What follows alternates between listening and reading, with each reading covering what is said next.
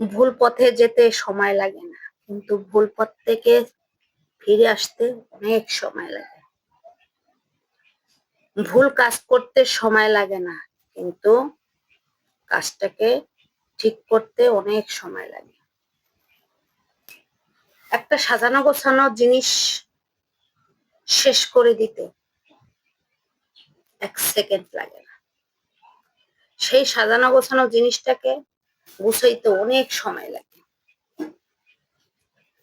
খারাপ কাজ করতে সময় লাগে না, কিন্তু ভালো কাজ করতে পরিশ্রম, সততা, অনেক কিছু ত্যাগ স্বীকার করতে হয়। আমরা জানি এই পথটায় গেলে ভুল হবে, এই পথটায় গেলে আমার খারাপ হবে, তারপরেও কিন্তু এই খারাপ পথেই আমরা চলি। ভালো পথে কিন্তু কষ্ট বেশি, ভালো কাজে কষ্ট বেশি, পরিশ্রম বেশি, তারপরও আমরা এটা করতে চাই না। ঠিক আছে, দেখবেন ভুল কাজটা করার জন্য আগ্রহী থাকে বেশি, ভালো কাজটার জন্য এত আগ্রহ থাকে না বেশি। একটা ভুল কাজ করবেন সেটার জন্য আপনার মানে থাকে বেশি, আগ্রহ থাকে বেশি, ভালো কাজটার প্রতি আগ্রহ থাকে না। কিন্তু ভালো কাজটায় কষ্ট যদি বেশি হয়, সেটার মধ্যে ভালোবাসা, সততা আছে। আর খারাপ কাজটার মধ্যে কষ্ট নাই, কিন্তু খালি অপমান, লাঞ্ছনা, গঞ্জনা সহ্য করতে হয়।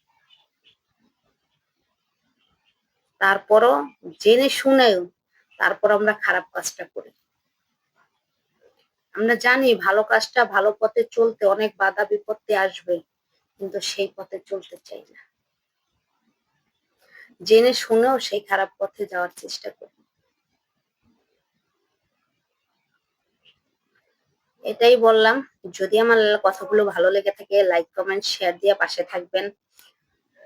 এ কথার কারণ হলো কিছু কিছু জিনিস, কিছু কিছু মানে কারণ অনেক কিছুই দেখি, সেই জন্যই বললাম যে ভালো কাজে কষ্ট বেশি, খারাপ কাজে কষ্ট নেই। আপনি অসৎ পথে থাকবেন, আপনার কষ্ট থাকবে না।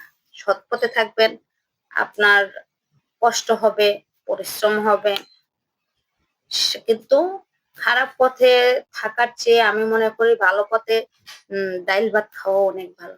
ভালো ভালো পথে থাইকা যদি আমি গোস মাছ খাই, বিলাসিতা, সেটা ক্ষণিকের জন্য, কিন্তু সৎ পথে চইলা যদি ডাইল ভাত, পানি ভাত, কাঁচামরিচ দিয়ে, পেঁয়াজ দিয়েও খাই, সেটা আসলে আসলে অনেক বড় মনের মানে বড় একটা কাজ, সততার কাজ।